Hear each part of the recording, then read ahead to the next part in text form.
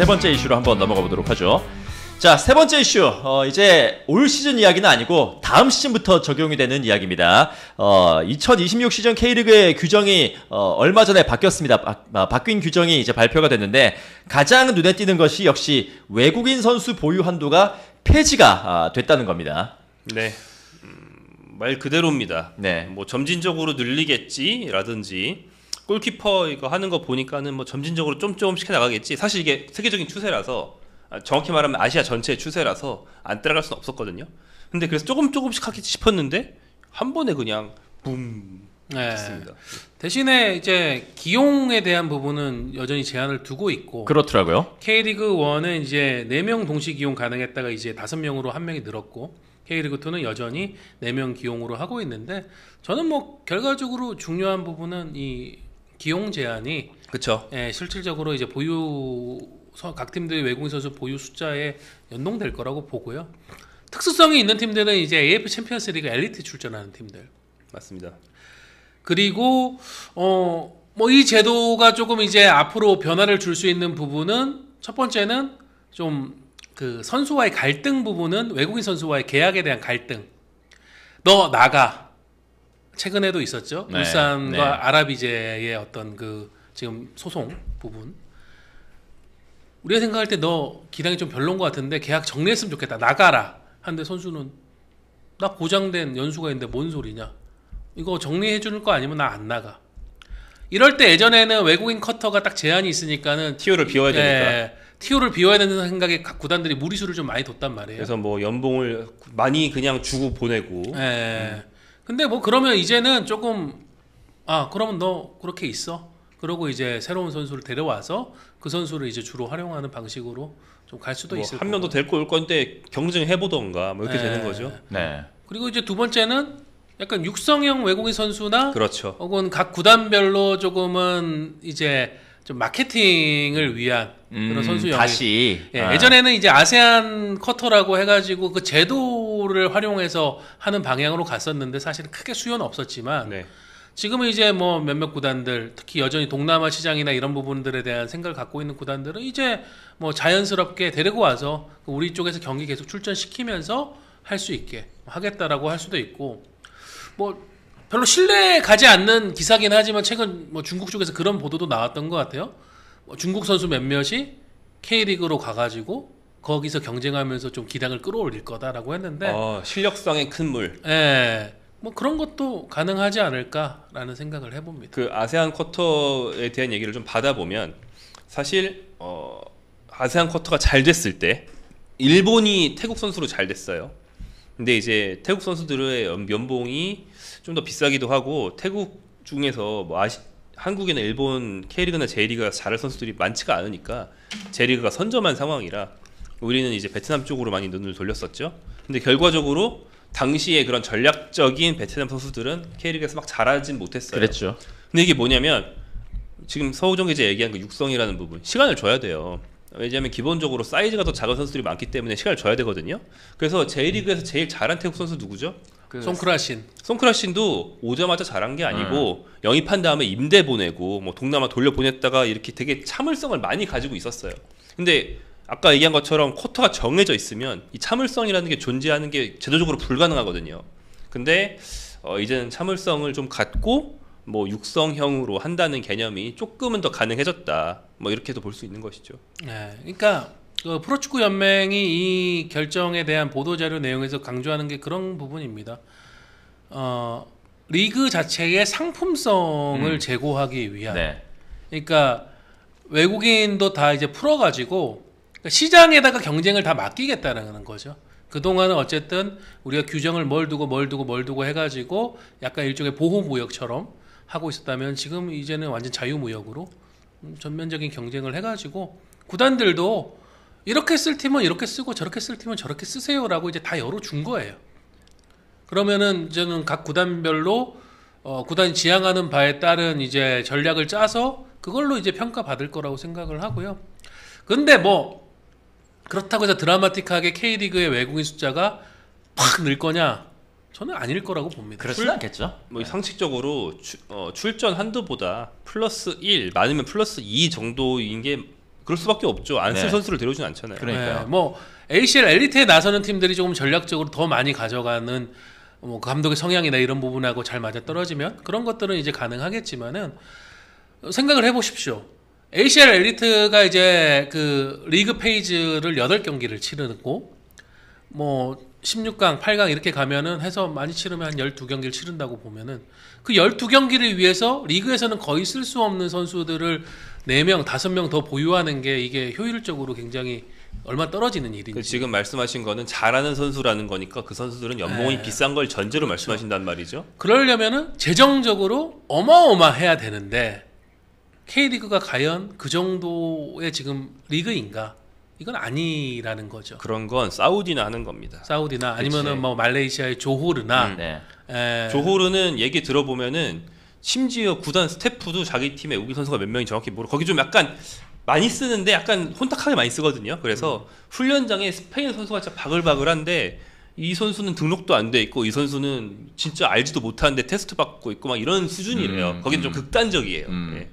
그래서 뭐 저는 우리하고 늘 환경이 비슷한 거는 J리그니까 여러 가지 면에서 J리그 상황을 보면 J리그는 이미 수년 전에 이 보유 한도를 뺐지만 뭐 많이 가져가는 팀이 한 외국인 7명, 8명? 근데 그 7명, 8명 안에도 보면은 꼭 보면은 뭐 미얀마라든가 말레이시아나 태국이라든가 이런 선수들이 끼어 있고 아니면 한국에 좀 유망한 계약에 시계야. 가까운 선수들 그런 선수들이 끼어 있어요. 저는 국적이 아마 어디든 연봉이 싸고 어린 네. 선수들. 그리고 외국인 보유를 철폐해줘도 한 명만 쓰는 팀도 있어요. 맞아요. 그럼요. 네, 우리는 진짜 극 퀄리티 높은 선수 한 명만 쓰겠다. 우리 뭐 나머지는 우리 국내 선수로 조직 맞추면 돼라고 하면 이제 그렇게 가는 거고. 예전 포항은 뭐 포항 한정 쿼터 0이라서 퇴국했냐고. 그렇죠. 네. 그 구단 상황에 따라서 이제 그렇게 갈 거라고 봐서 뭐 K리그가 이제 외국인 선수를 우리는 10명 보유할 거니까 예산을 더 늘려야 돼. 예산을 누가 주는데요? 구단 스스로가 늘릴 수가 없잖아요. 모기업이 주든지 아니면 지자체가 주든지 그러게 뭐 K리그 현실이니까 저는 드라마틱하게 외국인 보유 숫자 그렇죠. 늘지는 않을 맞아요. 거라고. 그래서 사실 이 제도 변화를 보고 그 이제 기사라든지 혹은 목소리를 내시는 분 중에 우리가 중국이나 사우디 따라가려고 그러면 어떡하냐, 이거 외국인 막 들어와가지고 한국 유망주 죽는 길이다, 이 제도 잘못됐다라고 하시는 분들도 계시긴 한데 사실 저는 약간 제도 변화를 좀 그러니까 문장을 잘못 읽으신 게 아닌가. 그거는 출전 한도까지 풀었을 때 얘기다. 네. 예. 근데 그것도 하나 고려해 볼 수 있는 게 지금 자 내년 되면 이제 K리그가 29개 팀입니다. 네. 예, K리그 1 12개 아, 팀에다가 이 얘기해야 돼요. 네. K리그 네. 2가 17개 팀으로 느니까 좀은 이제 구단 29개 팀이면은 각 구단별로 한 30명에서 40명 정도 하면 등록 선수가 1000명대가 넘어가는데 그렇죠. 이 얘기해야 돼요. 과연 우리 국내 선수들이 그 1000명대의 스쿼드를 채울 수 있을 만큼의 기량을 가진 선수들이 저변에 지금 맞느냐? 그러니까 질적 하락이 안 일어난다라는 보장이 있느냐? 네, 그거에 대한 완충 작용도 이 외국인 선수 보유한도 철폐가 어느 정도는 도움을 줄 것이고 그 팀이 많아지는데 양질의 선수는 여전히 그럼 적을 때 선수 몸값은 더 올라갈 수가 있겠죠. 또 시장 상황에 따라 가지고 시장이 원하는 특정 포지션의 선수가 굉장히 좀 많은데 막상 나와 있는 좋은 선수, 우승 선수가 없을 때는 그 선수 몸값만 쭉쭉 올라가잖아요. 이제 그런 부분도 각 구단들이 이제는 생각을 해서 아 우리는 저 경쟁에 뛰어들지 말고 그냥 외국인 선수로 가자. 그렇게 이제 판단할 수 있겠습니다. 그러니까 이게 중요한 얘기인데 생각해 보면 2013년 좀 예전 K리그가 2013년이 16팀이었을 거고 막 늘어나기 전에가 몇 팀이었더라 총? 그러니까 2부 아예 없고 아 총 16개 팀이고 16팀 14개 팀 뭐 14, 16으로 오래 왔죠. 네. 근데 지금 29니까 14로 치면 2배 됐잖아요. 근데 인구는 이제 그때부터 지금 막 K리그 데뷔한 선수들로 치면 이 신생아 수가 주는 세대가 이미 지금 축구 선수로 들어오는 21살 이런 선수들이 그 세대에 들어가기 때문에 많게 보면은 한 80%로 줄었어요. 그러면 필요한 선수의 수는 이 리그가 2배로 늘었는데 인구 대비 같은 만큼이 축구 선수를 한다고 칠 때 축구 선수의 숫자는 최소 이제 5분의 1이 빠진 거예요. 그러니까 풀이 줄잖아요. 그러면은 예전에는 우리나라에서 축구 실력으로 축구하는 사람 중에 뭐 100분의 1 정도 아주 그 정도로 잘하는 사람이 프로에 갖다 치면은 이제는 100분의 5, 막 100분의 12 프로가 된단 말이죠. 이게 프로 축구에선 잘 얘기 안 하지만 야구 푸차에서 팀 하나 늘 때마다 기사로 그렇게 때리는 그 팀 하나 늘면은 질적 하락된다 이거잖아요. 근데 이제 원래 프로에 못 갈 선수들이어도 팀에 늘어서 프로에 갈 수 있게 됐다. 취업문이 늘고 얼마나 좋냐라고 하는 것도 어느 정도일 때 얘기지 지금 진짜 많이 늘었기 때문에 이제 그런 말을 쓸 수 없을 정도로 늘었고 그리고 그 자리는 외국인으로 메우지 않으면 안 돌아가는 수준이 되고 있는 겁니다. 그러니까 쉽게 말해서 이미 예전 같은 프로 못 갈 선수들이 이미 가고 있는 거예요. 그게 나쁘다는 게 아니고 그건 좋은 거죠. 그 선수들한테는. 또 뛰다 보면 실력이 늘 수도 있고 하지만 기본적으로 스타트하는 문이 굉장히 너무 넓어졌기 때문에 외국인 문을 활짝 여는 것도 아니고 좀 조금 여는 건데 이 정도의 변화는 뭐 부작용이를 생각하기에는 저는 뭐 조금 극단적으로 말하면 꼭 해야 된다 수준이었다고 생각합니다. 지금보다 그리 점진적으로 넓혀 나갈 거예요. 안 그럴 수가 없어요. 안 그러면 리가 안 돌아가요.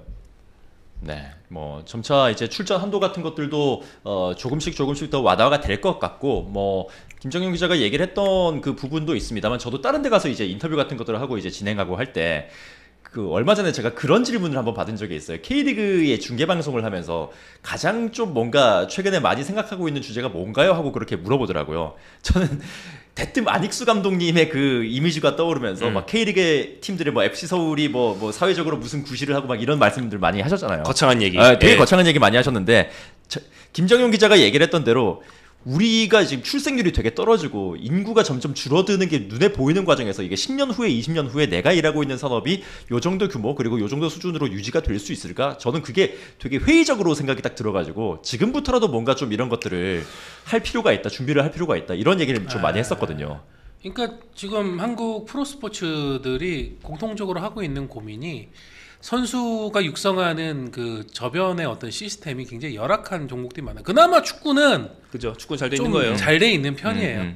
지금 배구, 농구 인기는 점점 올라가고 있는데 들어오는 선수의 어떤 역량이라든가 질은 예전보다도 한참 떨어져 있는 상황이고 근데 인기가 높다 보니까 그런 선수들에게 또 고연봉이 들어가고 있고 이게 뭔가 좀 산업적으로는 상황에 맞지 않는 거니까 네. 뭐 축구는 어쨌든 그런 부분까지도 파악을 하고 가는 거라고 저는 봅니다. 네, 지속 가능한 경영이 됐으면 좋겠습니다. 그래서 아까 채팅에서 올라오던 우리가 이 얘기를 하기 전부터 올라오던 외국인 쿼터를 지금 더 넓힌다는데 우리 돈 없는 팀은 그래도 못 싸우고 저기 돈 많은 팀만 외국인 늘려가지고 잘 나가겠네. 그게 아니다. 심지어 전북 같은 팀도 기존 쿼터 안에서도 육성형에 가까운 좀 저연봉 외국인 선수를 한두 명 섞었을 정도로 그거를 다 막 연봉 10억 선수로 막 꽉 채우는 팀이라는 거는 존재할 수가 없다. 그래서 그런 우려는 안 하셔도 된다. 네. 이렇게 생각됩니다. 자, 뭐 외국인 보유 한도가 이제 무제한으로 풀렸다라는 그런 이슈도 말씀드렸고 같이 또 발표가 됐던 게 22세 이하 의무 출전 제도도 이제 또 완화가 됐습니다. K리그 1 같은 경우에는 이 선수들이 내년 시즌부터는 출전을 하지 않아도 이제 벤치에 그러니까 이제 그 출전 명단에 들어만 있으면은 5명 교체가 가능한 그런 식으로 좀 완화가 됐으니까 여러 가지 좀 변화점들을 내년 시즌부터는 만나보실 수가 있을 것 같습니다. 완화보다는 저는 22세 이하 제도 그냥 유명무실하게 만들었다고 생각해요. 이번 결정. 네. 저는 그거는 조금은 신중했어야 되지 않나라는 입장이긴 합니다.